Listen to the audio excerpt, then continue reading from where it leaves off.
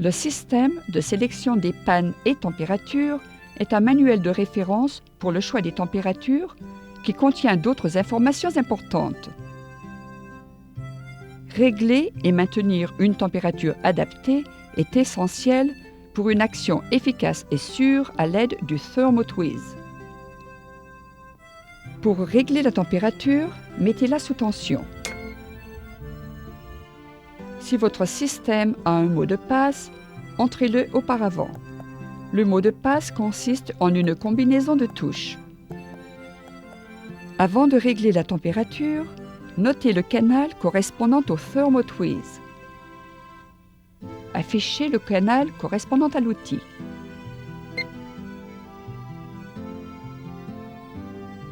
Pour régler la température, pressez la touche type 7 et affichez le point de consigne à l'aide des touches haut, bas. Appliquez la même procédure pour chaque canal.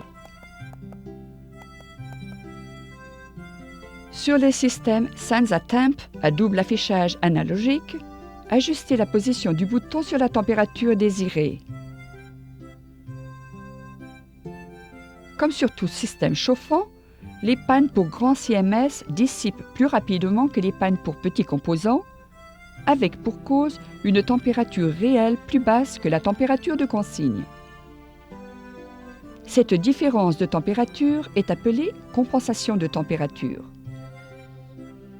Les systèmes Pace SensaTemp à affichage digital comportent une compensation automatique de cette température qui vous permet de régler et d'afficher la température exacte pour toute taille et type de panne.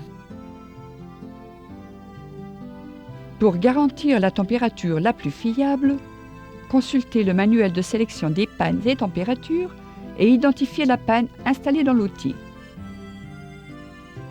Pour les systèmes à affichage digital, entrez la constante de compensation correspondant à la panne utilisée en pressant d'abord la touche Type Offset, puis les touches haut et bas jusqu'à l'affichage de la valeur souhaitée.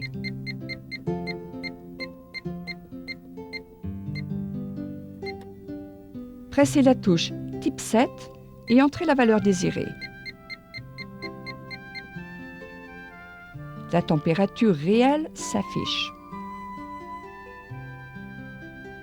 Pour le réglage par potentiomètre, choisissez une température adaptée, puis positionnez le bouton sur l'affichage correct. Pour plus d'informations spécifiques, consultez l'introduction du manuel du choix des pannes et températures ou le manuel de votre outil. Le thermotwiz est conçu pour travailler efficacement à des températures basses et sûres. Pour la plupart des applications de débrasage, utilisez la plus basse des températures qui vous permettent la fusion simultanée la plus rapide de tous les joints de brasure. Pour augmenter la durée de vie des pannes et réduire les causes de dommages, commencez à une température de 315 degrés centigrades.